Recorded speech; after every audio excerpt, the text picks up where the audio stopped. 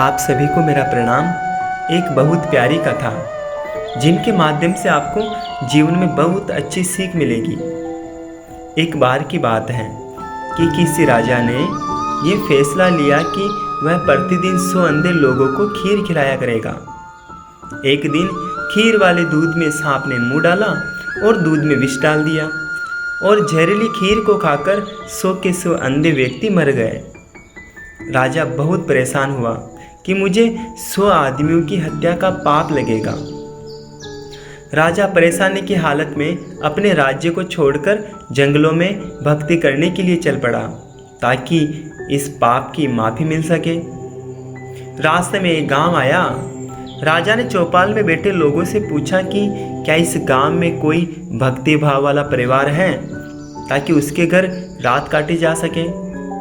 चौपाल में बैठे लोगों ने बताया कि इस गांव में 2 बहन भाई रहते हैं जो खूब बंदगी करते हैं।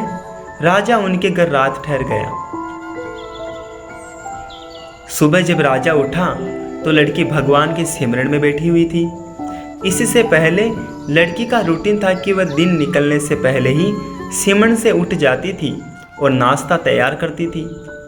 लेकिन उस दिन वह लड़की बहुत देर तक बैठी रही सिमरन पर। जब लड़की सिमरन से उठी तो उसके भाई ने कहा कि बहन, तू इतना लेट उठी है, अपने घर मुसाफिर आया हुआ है, इसको नाश्ता करके दूर जाना है, तुझे सिमरन से जल्दी उठना चाहिए था। तो लड़की ने जवाब दिया कि भैया, ऊपर एक ऐसा मामला उलझा हुआ था।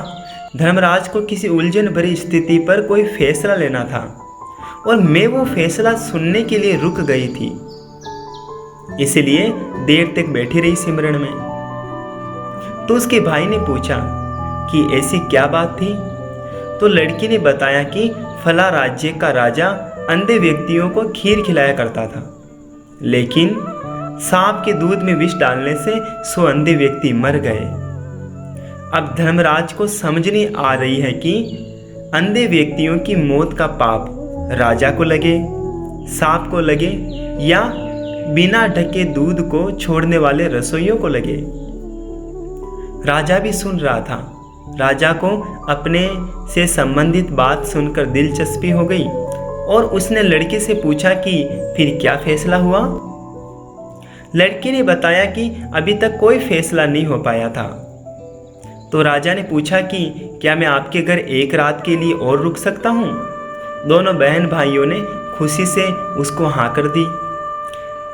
राजा अगले दिन के लिए रुक गया, लेकिन चौपाल में बैठे लोग दिन भर यही चर्चा करते रहे कि कल जो व्यक्ति हमारे गांव में एक रात रुकने के लिए आया था और कोई भक्ति भाव वाला घर पूछ रहा था, उसकी भक्ति का नाटक तो अब सामने आ गया है।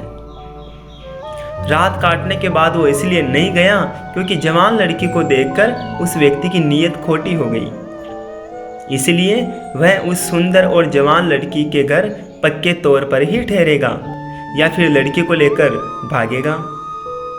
दिन भर चौपाल में उस राजा की निंदा होती रही। अगली सुबह लड़की फिर सिमरन में बैठी और रूटीन के टाइम अनुसार सिमरन से उठ गई। तो राजा ने पूछा, बेटी, अंधे व्यक्तियों की हत्या का पाप किसको लगा। तो लड़की ने बताया कि वह पाप तो हमारे गांव के चौपाल में बैठने वाले लोग बांट के ले गए। इसलिए जरा जीवन में ध्यान दे, निंदा करना कितना घाटे का सौदा है। निंदक हमेशा दूसरों के पाप अपने सर पर ढोता रहता है और दूसरे द्वारा किए गए उन पाप कर्मों के फल को भी भोगता है। अतः हमें सदैव निंदा से बचना चाहिए। इस कथा से हमें यही सीख मिलती है। धन्यवाद।